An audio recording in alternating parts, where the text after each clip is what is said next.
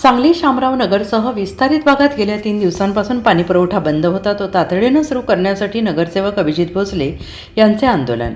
शामराव नगरसह विस्तारित भागात गेल्या 3 दिवसांपासून पाणीपुरवठा बंद होता तो तातडीनं सुरू करण्यासाठी नगरसेवक अभिजित भोसले आणि रजाक नाईक यांनी पाणीपुरवठा अधिकारी कुरणे यांना धारेवर धरत तातडीनं पाणीपुरवठा सुरळीत करून पाणी देण्यास भाग पाडले. शामराव नगर, कोल्हापूर रोड यासह भागात लिकेज झाल्यामुळे गेले 2 ते 3 दिवस पाणीपुरवठा ठप्प होता. यामुळे नागरिकांचे अतोनात हाल झाले. ऐन रमजानच्या महिन्यात पाणी नसल्याने नागरिकांच्या रोषाला सामोरं जावं लागत होतं. नगरसेवक अभिजित भोसले, सामाजिक कार्यकर्ते रजाक नाईक यांनी प्रशासनाला पाणीपुरवठा करण्यासंदर्भात सूचना आणि पर्याय देऊन तातडीनं पाणीपुरवठा कसा करता येईल याविषयी मार्ग काढला आणि पाणीपुरवठा वाढवून देणे तसेच सुरळीत पाणीपुरवठा करणे यासाठी अधिकाऱ्यांना चांगले धारेवर धरले. यावेळी झालेल्या बैठकीत अधिकाऱ्यांनी सकारात्मक प्रतिसाद देत पाणी देण्याचे कबूल केले.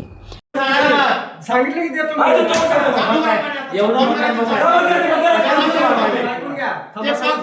ऐका जे आता तुम्ही सांगितलं आहे का नाही रामनगर द्यायचं चालू आहे.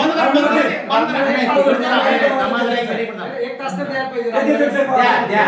किती किलो लावतो आणि तिथं जोपर्यंत आमच्या चर्चा होत नाही तोपर्यंत पाणीचं पंपिंग चालू करायला नाही. पाणी तिथे 3 दिवस पाणी कधी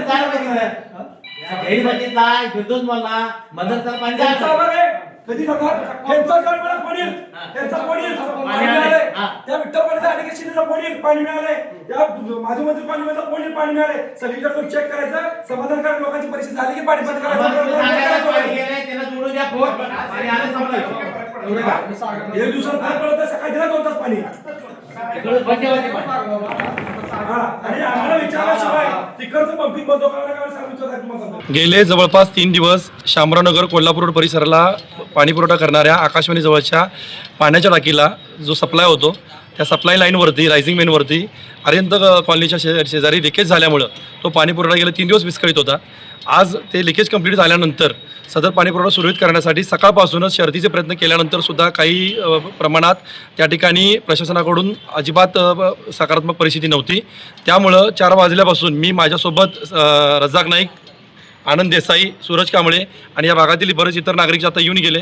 आयुब पटेल असतील, अक्रम शेख असतील, आयुब शेख असतील आणि त्यासोबत काही महिला, या सर्वांनी आम्ही या ठिकाणी भेट दिलेली होती आणि त्यांच्याशी चर्चा केल्यानंतर जे पाणी एका तासाभरात बंद झालं होतं ते जवळपास 3 ते 3.5 तास आम्ही प्रशासनाला वाढवून देण्यास भाग पाडलं आहे आणि आज ते पाणी पुरवठा ज्या पद्धतीनं पुरेसा तरी कमीत कमी होईल एवढी व्यवस्था लावलेली आहे आणि उद्यापासून मात्र या संपूर्ण भागातील पाणी पुरवठा सुरळीत होईल आणि याच्या पुढच्या काळात संपूर्ण सांगली शहराचा पाणी पुरवठ्याचा जो काही प्लॅन आहे तो प्लॅन आम्ही लक्षात घेणार आहे. भागवाईज, झोनवाईज पाणी पुरवठा कसा होतो, प्रत्येक भागाला पाणी किती मिळतं, आमच्या भागाला पाणी किती मिळतं, पाण्याच्या पुरवठ्यामध्ये कुठं तफावत आहे का, वेगवेगळ्या भागाला पाणी पुरवठा करत असताना एखाद्या भागावरती न्याय आणि एखाद्या भागावरती अन्याय होतो का आणि संपूर्णपणे पाणी पुरवठा यंत्रणेचा पूर्ण आढावा घेणार. त्याचं पूर्ण चार्ट लक्षात घेऊन येणाऱ्या महासभेत असेल किंवा वेगळ्या ठिकाणी असेल त्याची संपूर्ण प्रश्न निकालात काढल्याशिवाय आम्ही स्वस्थ बसणार नाही. अशा पद्धतीनं आज आमची चर्चा झालेली आहे. येणाऱ्या काळात लवकर याच्यावरती आढावा बैठकसुद्धा होईल. आकाशवाणीवर जाणाऱ्या रायझिंग मेनला मोठं लिकेज झालं होतं. गेले 2 दिवस तिथं अहोरात्र प्रशासनामार्फत कामगिरी चालू होती. त्यामुळे कोल्हापूर रोड आणि शामरावनगर भागात पाणी पुरवठा विस्कळीत झाला होता. त्यासाठी त्या भागातील सन्माननीय नगरसेवक अभिजित भोसले व सामाजिक कार्यकर्ते रजाक नाईक साहेब हे आले होते.